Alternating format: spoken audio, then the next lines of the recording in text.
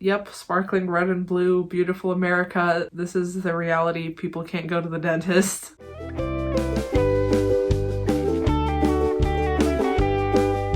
Hey guys, it's Nicole. Welcome to my channel, or welcome back to my channel. If you're new here, don't forget to subscribe for more music related content. Today I wanted to talk about one of the most underrated albums probably of this entire year, and that is Marina's Ancient Dreams in a Modern Land. This is going to be another video kind of like my Glass Animals video, where it's kind of a reaction, review, and analysis all in one, because I have listened to each of these songs other than the newly released bonus track at least once, but I haven't listened kind of in a while and I feel like I want to revisit it. I'm very disappointed that this album was not nominated for Album of the Year, honestly. This album is just really impressive. I think Marina as an artist is just incredibly impressive. I have a lot of Swifties who follow me, and I know that Swifties do appreciate a good entirely self-written album, and while Taylor Swift has one, something we need to consider is that Marina has three, and this is not something to compare the two artists and say like, oh, well, you think Taylor Swift's so good? Like, obviously Taylor Swift is my favorite artist, but since I have an audience comprised of mostly Swifties, this is what I feel like I should say to get you guys to start paying attention and listening to her if you're not already. If you appreciate a good self-written album, trust me, Marina is where you want to be at. I think she's someone a lot of Taylor Swift fans would really appreciate. She's very much someone who is a songwriter, like, first and foremost. She takes a lot of creative control over her work, and I know Swifties enjoy that in an artist, so I just have to put that out there. This might be a long one, so we're just gonna get right into it. I'm going to be re-listening to the entire album and commentating, but I'm not going to be playing the songs for copyright reasons.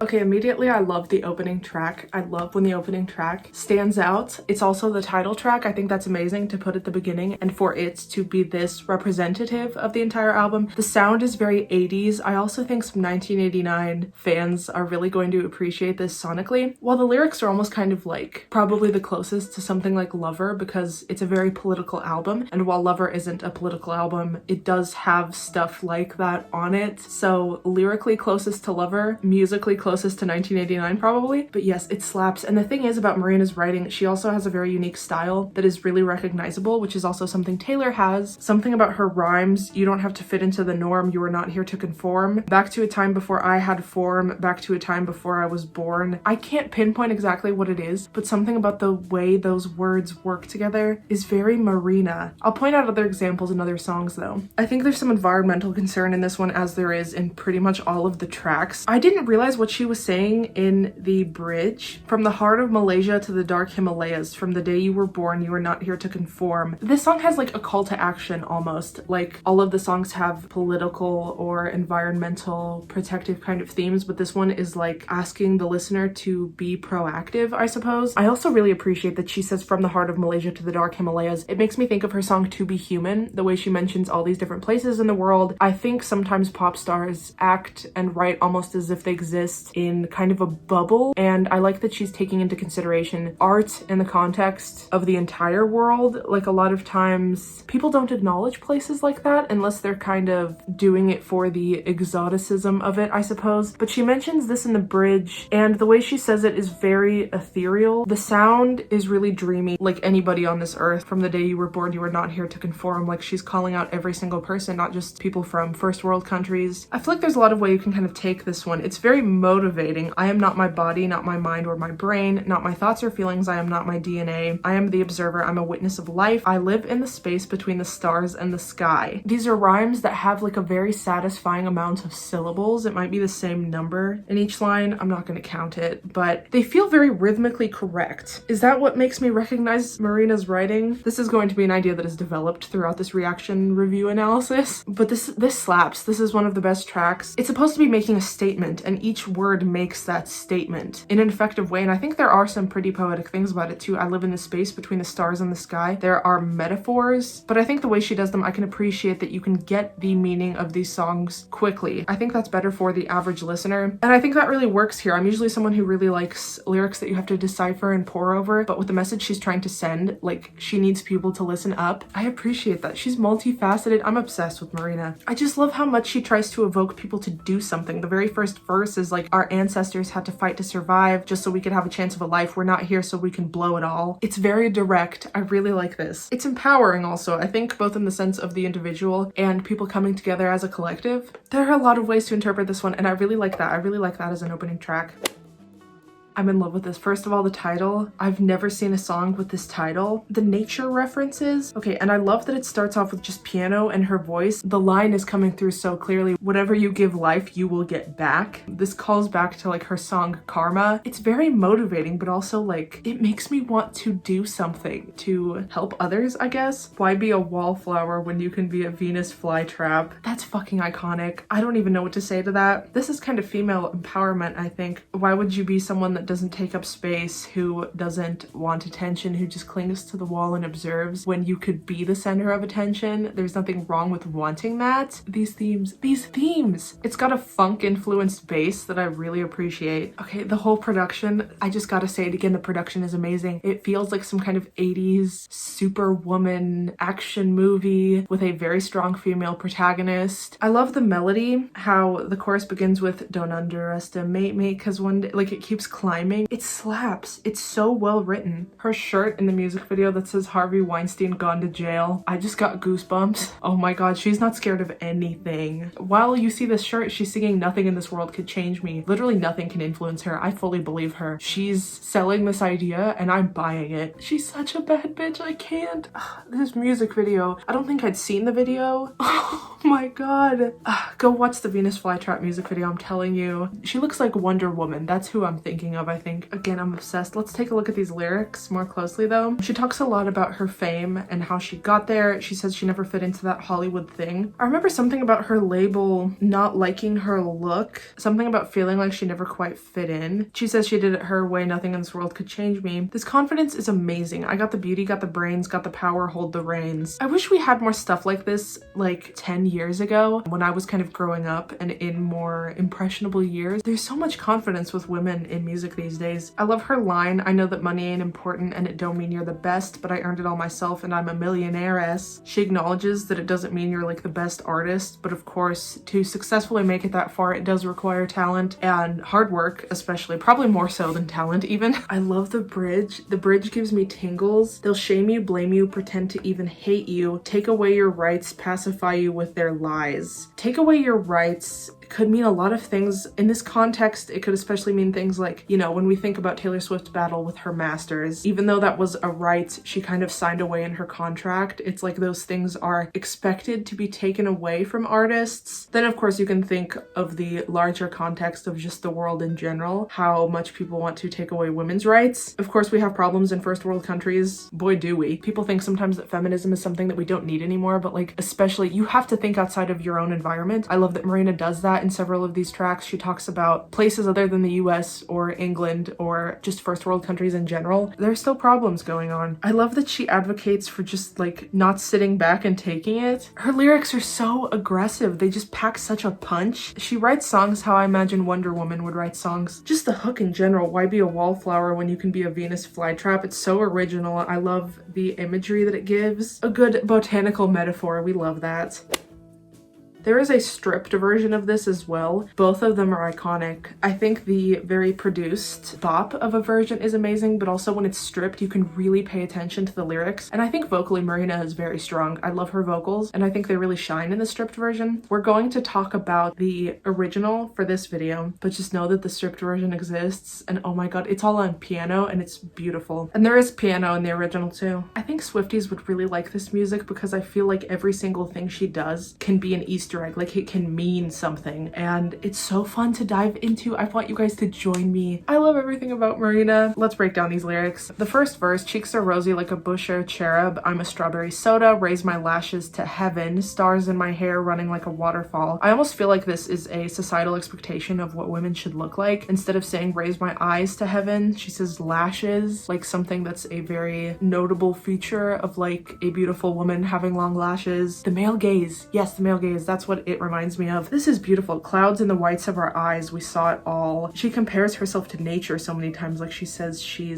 lives between the stars and the sky. Burnt me at the stake, you thought I was a witch centuries ago. Now you just call me a bitch. Is that the greatest line of 2021? I think it is. This is again a recurring theme of people's perspective of women throughout time. It used to be burning us at the stake, and now it's just calling us a bitch. And because that's something that's not as obvious, maybe people act like everything everything is equal now when it's not. Just because sexism is subtler now doesn't mean that it doesn't exist. She talks about nature in the chorus. Mother Nature's dying, nobody's keeping score. I don't want to live in a man's world anymore. Women aren't the only ones who are suffering from living in a patriarchal society. Living in something like this hurts everybody, like even men, with the idea of gender roles. Like, this is not a man-blaming thing. Having huge businesses that are mostly run by men, it ends up contributing to climate change. That's my interpretation of this. So far, I'm liking these lyrics the most, and I know I have some Marilyn Monroe fans over here. Marilyn's bungalow, it's number 7 in the Pink Palace where men made her legend. Owned by a sheikh who killed thousands of gay men. I guess that's why he bought the campus hotel in LA then. Again, those syllables feel so correct. Something about like reading her lyrics out loud is very satisfying. Also, we're gonna ignore the fact that it should be campiest. The irony, I love the irony that's put into these lyrics. It's also like Marilyn being this icon. She says like it was man who like turned her into that, I guess. I mean, wasn't it kind of? She was Norma Jean originally, brown hair. Someone had to have convinced her to change her image. And also the sheikh who killed thousands of gay men. God, that blows my mind. That's people advocating for equality and then doing shady shit behind the scenes or contributing to awful things happening in third world countries. Again, the post-chorus is lovely. If you have a mother, daughter, or a friend, maybe it's time you comprehend the world that you live in ain't the same one as them. So don't punish me for not being a man. You can't see privilege when you have it.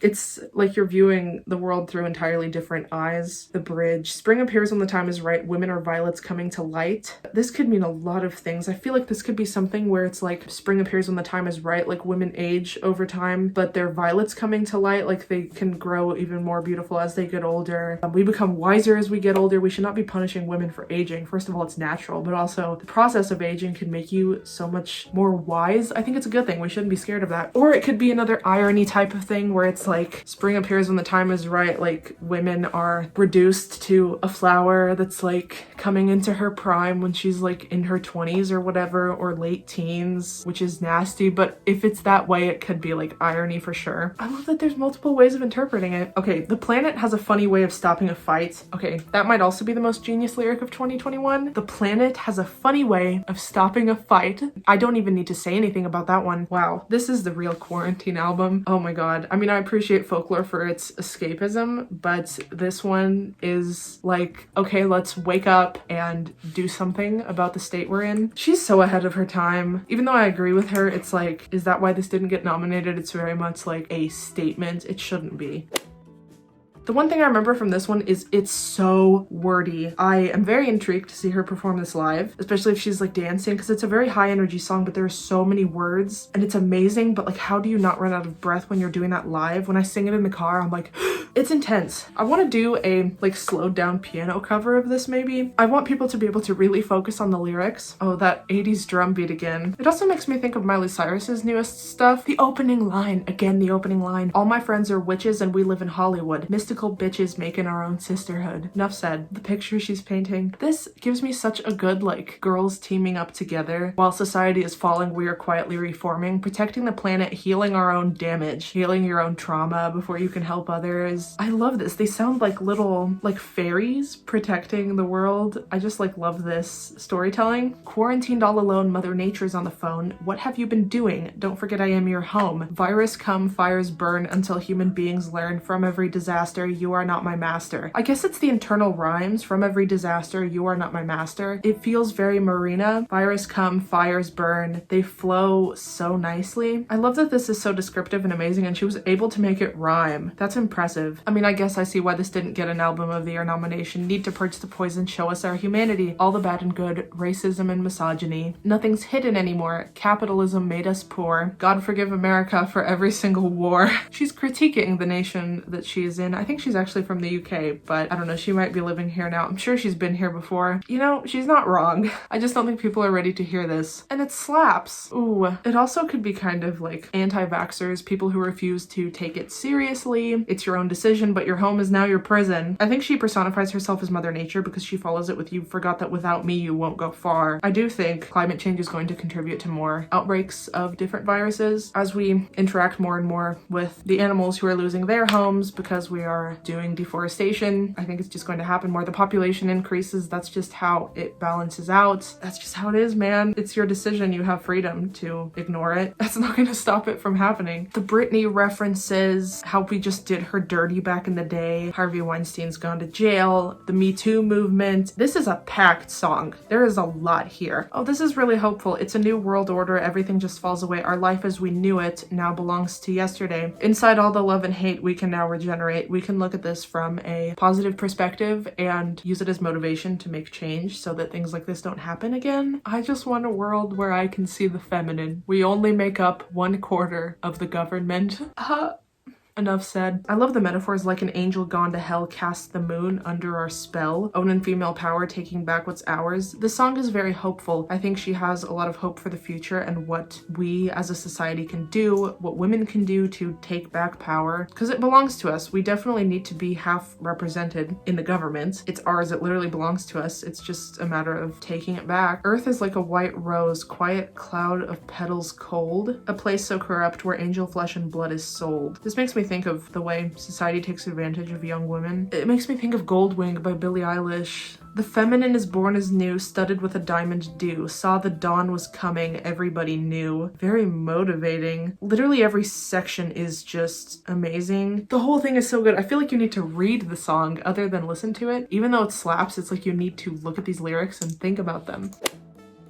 Beautiful piano. I haven't listened to this one in a long time. I love the chords. Emotions unfold like a super bloomin' action. Oh my god, the harmonies. The melody of emotions are a part of our design is beautiful. Her head voice is so pretty in the chorus. Oh wow, that beat drop at the end. Okay, this one has a very personal touch to it. I think she's talking about some relationship she was in. I think she's trying to reason with someone who never showed emotion. She says we are highly emotional people, like human beings are meant to show emotion. This man is afraid of crying and being honest about how he feels. It does have a political tie-in. I don't want to call it political. It's just, I mean, it mentions like toxic masculinity, I think. The bridges people say men don't cry. It's so much easier to just lie till somebody takes their life. Emotions are a part of our design. She's saying it's a stupid gender role stereotype. Men's mental health issues are a lot more stigmatized a lot of the time. They don't feel comfortable talking about their issues, being honest, and when that's all pent up inside of you, this is what happens. She's obviously a feminist, but I feel like sometimes people need the reassurance that it's not something that only benefits women. Men are at a disadvantage from gender roles just as much as women are. It's something that hurts everybody. Yeah, I like the way she seems so emotionally intelligent. She says we're highly emotional people. She says it's like safe to say how you feel. I think this could really speak to somebody. If a man is listening to her music, I don't know, I feel like this could really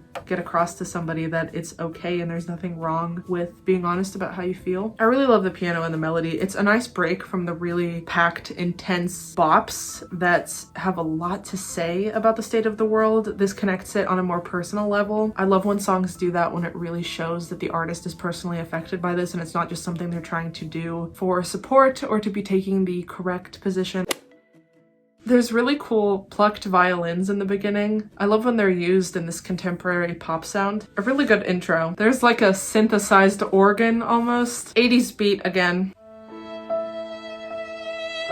Okay, I guess I re-listened to this one at like the wrong time because I started crying. This is not a sad song for anybody who's unfamiliar with these. It's just too real. It talks about people's privilege that often goes unnoticed. You got a white picket fence and your dad's got a gun, and when you see the police, there's no reason to run. You got a job and a car and a good dental plan. You got health insurance, pocket money, damn. Something about the way she says it, I don't know, I don't think they realize sometimes how bad things are for other people. This makes me feel like we live in a dystopian society, and maybe it's true. I like that she says this is a new America, stars are shining for you, sparkling red and blue. It's kind of sarcastic, but it's also like, yeah, this song is definitely more hopeless, I guess, than the others. It's like, yep, sparkling red and blue, beautiful America. This is the reality. People can't go to the dentist. The fact that she put that into a song and it slaps, like this is a bop. It's 80s dreams. The second verse says, fucked with the food chain, fucked with the farming too, and our food don't taste like it's meant to. This might be a commentary on GMOs, maybe. I feel like GMOs are one of the least of our concerns. That's just me. It's interesting. I love that she's including all of her perspectives. No matter what people would think, this made me so sad. sad. They've got blood on their hands because they stole all the land, and all the lives they erased made them feel like a man. Who gave you jazz, hip-hop, rock and roll, and the blues? No matter what history is catching up on you, who gave you jazz, hip-hop, rock and roll, and the blues? I've been watching a lot of dark history podcasts by Bailey Sarian as well. This is just coming at a weird time where I already feel kind of hopeless. So the bridge, white teeth, dark smile. You've been in pain for a while. You can't hide your secrets, we can see. I love white teeth, dark smile. I think Americans have a stereotype of having really nice white teeth. Only some of us. But it's a dark smile. Even if it's white and bright and shiny, what's actually behind that is not anywhere close to admirable or something other countries should strive for. That's all I have to say on that. It's a little bit depressing, but I like how each of these songs have a different view, even though it's kind of like similar themes. Each one serves a purpose. They don't kind of repeat the same thing. That's so dystopian.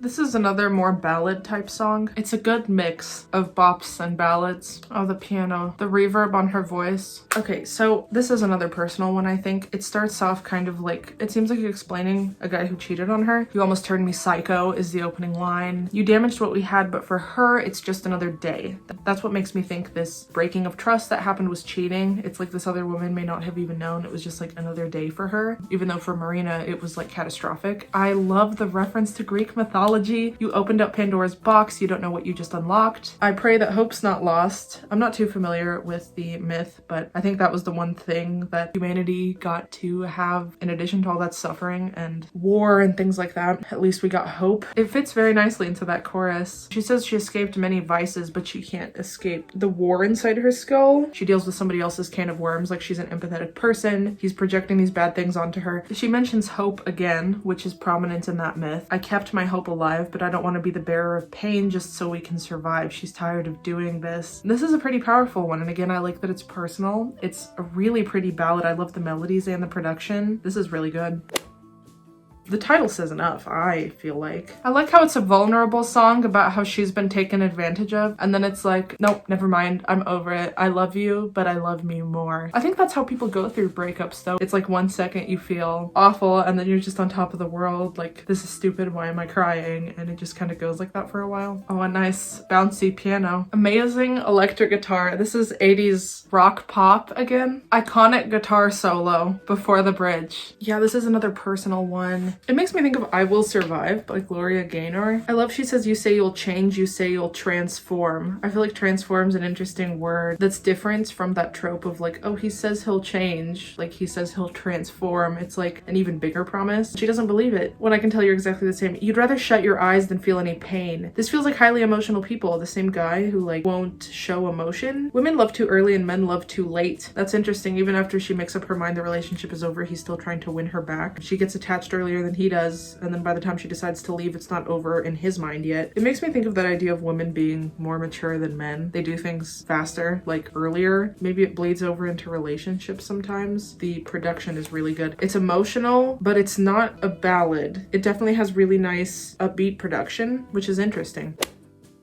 Gorgeous piano again. This one sounds like it's being played on like a grand. You can hear the pedals shifting. Okay, another personal ballad. The main idea here is that this guy had a lot of careless actions, maybe that he thought weren't a big deal. If your partner feels ignored throughout the day, it doesn't matter if you're not doing some major thing to break their trust or harm the relationship. If you're not paying attention to them, like that's going to be enough over time. And I guess he didn't think she was serious. He felt safe. If you just bought me flowers, maybe I would have stayed. Like, it's the little things that will add up in the end. That's so sad. It could be something that means so much to her, and he just doesn't pay attention. He doesn't know that that's what he needs to do. I love the second verse. The seeds we planted grew, but not like roses do. We had the thorns and leaves, but the buds, they never bloomed. Like, yeah, it's growing, and she feels almost confused because something is happening. Like, their relationship is going on and is fine, but when you really look at it, there are no roses. It's just thorns and leaves, and that's it. And now that she left him, my future gleams with colors bold and bright, in a room that's filled with love and hope and a life that just feels right. I wish she would have included some kind of imagery about like a room filled with flowers or something that she like bought herself. I think that would be really cool and feels like something she would do. It also makes me think of Clean by Taylor Swift, when the flowers that we'd grown together died of thirst. In the pre-chorus, she wrestles with her struggle of almost not leaving him. It's like when she's almost about to do it, she feels like she shouldn't. And there's no heartbreak left to feel. It happened years ago, so this relationship could have been over for her a while ago before it actually ended. You made your choices, I melted away like snow. Cause you like lying to yourself, and now I'll never know what parts of your love were for real and what parts were for show. You have to find your own closure, Marina, unfortunately. You have to make your own peace.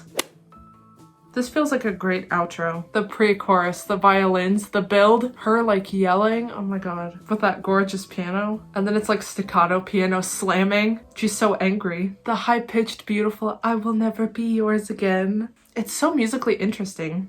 Oh my god, preach! I've been a mother to everyone else, to every motherfucker except myself. Oh my god, the way she yells that over that like beautiful piano. I'm so obsessed with this. Why was I not listening to this one that much? Oh my god, her emotions, they convey so well through her singing. Like she just knows how to express herself. And I don't even have any kids. Oh my god. I'm getting emotional again. But I'm like vibing. The bridge is so quiet, I'm obsessed. It's so pretty. The violins, the tempo's so, like, it has movement. Oh, those violins, they like climb to the top. Symphony. The way she says friend at the end, it sounds like a whale communicating, like a dolphin kind of. Something reminds me of the ocean in here, sonically. The echoes, it has underwater vibes. The best line, I've been a mother to everyone else, to every motherfucker except myself, and I don't even have any kids. What? Oh my god. I like the bridge because she says, no matter what happens now, nobody can take our love down. It's safe inside our memories, and I won't forget how you healed me. She ends the album by saying, like, even though, you know, she's talked a lot of shit about this relationship and how he wouldn't express himself, he wouldn't do the little things for her that end up being the big things. He maybe broke her trust, but she says, regardless of all of that, nobody can take that memory from us. And I guess he did heal her. Like there was a positive. She learned something from this relationship, even if it was not something that was meant to be. This is her like molting her skin. She says goodbye to the girl that I'd been. She says goodbye to herself as she was in that relationship, and also goodbye to him. And she calls him her friend.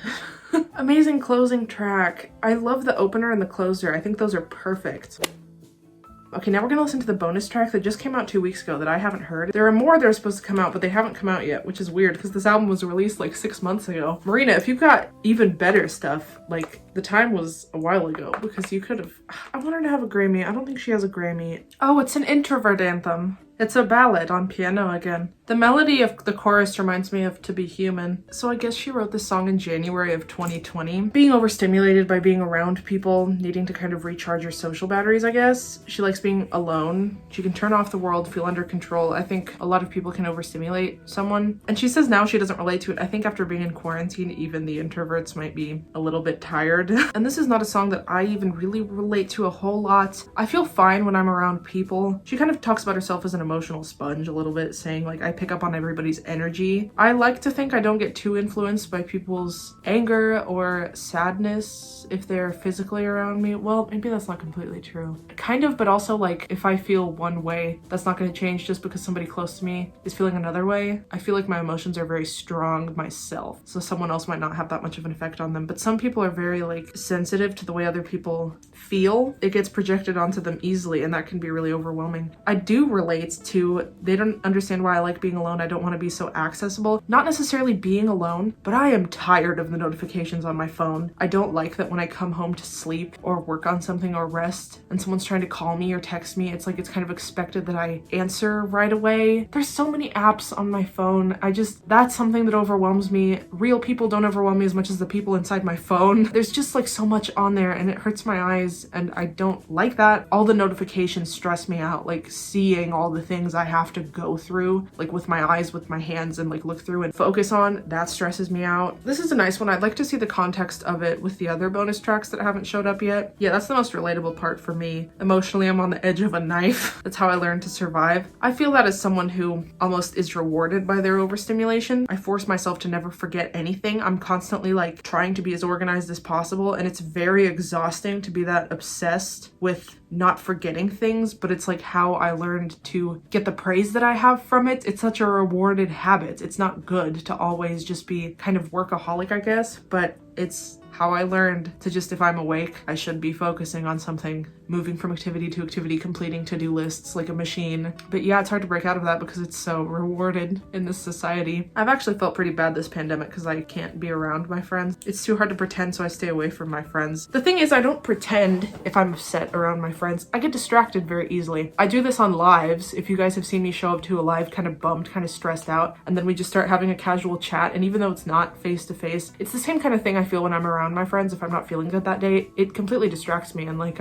maybe that's a counter statement to not being influenced by other people's emotions. It makes me feel good. Socializing makes me feel really good. I think I'm a little bit more extroverted. I definitely have some introverted tendencies, but like I hate not being around people. It like makes me go into a weird place. This album overall is amazing. I didn't realize just how much personal songs were included on it. I always took it as something very political, but I think it's kind of half and half. I think the first half is not like a front that she puts up, but what she expresses to the world as the main thing she thinks about and the concerns that she has. But on the second half, it's like her emotions and what she's actually going through personally. And it kind of ties into world issues because as a woman, I mean, your whole life kind of revolves around politics, unfortunately. What right are they going to try to take from us today? She also mentions how gender roles affected the man she was with. I love the tie-ins to her personal life. I think this is an amazing album. I kind of lost touch with listening to her work probably around 2014. I want to visit her other albums that I haven't really looked at. No, that's not true. I really loved the one that had Karma and Orange Trees. I didn't listen to all the tracks, but she has amazing writing. Like, I don't know why I'm not completely focusing on that. It's amazing. 80s bops and piano ballads, both political, environmental commentary, as well as emotional, personal things. I think it's a great duality there. I don't even know how to pick favorite tracks. They're all really freaking good. I think I do like the more political ones a little bit more because I love how upbeat they are. I love the music videos for them. But yeah, let me know down below what your favorite track was on this album. I'd love to hear your guys' thoughts, especially if you're someone who's also a Swiftie who watches my other content. Give this video a like if you enjoyed it. If you want to follow me on my Instagram, it is right here. And if you want to follow me on my TikTok, it is right here. I will see you all in a few days for another video, and I hope you have an amazing day. Bye, guys.